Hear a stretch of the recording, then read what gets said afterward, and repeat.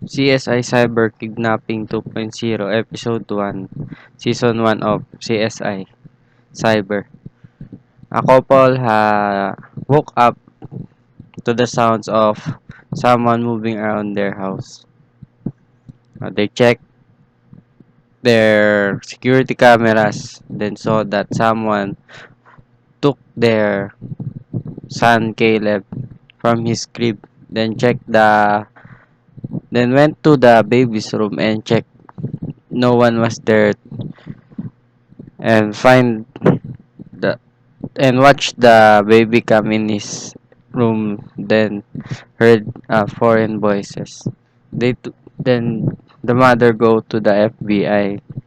Some investigators then took the electronic devices out of the home so the kidnappers couldn't target Caleb's parent again. Two computer hackers working from the FBI were checking each electronic device taken from Caleb's parents' home. They found malware on one of the electronic devices. The infected electronic device was found on father's laptop. So further the detective works, then they determined that the kidnappers were in business of selling babies.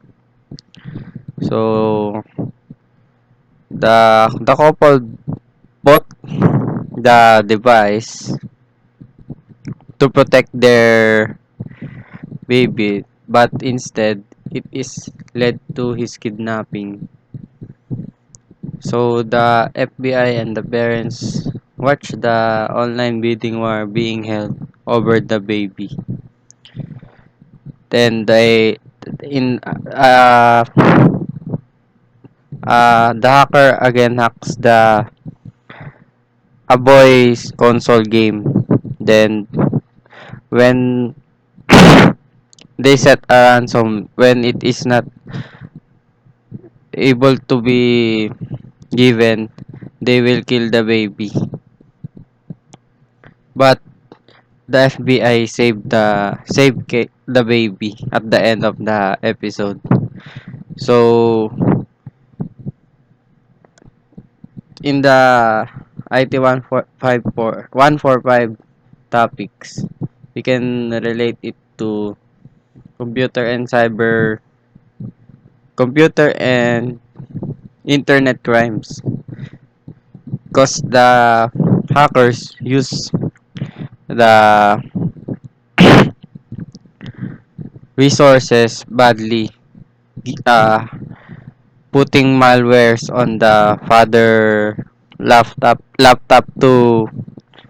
use as a, use as a portal, or to to be to use to kidnap the baby.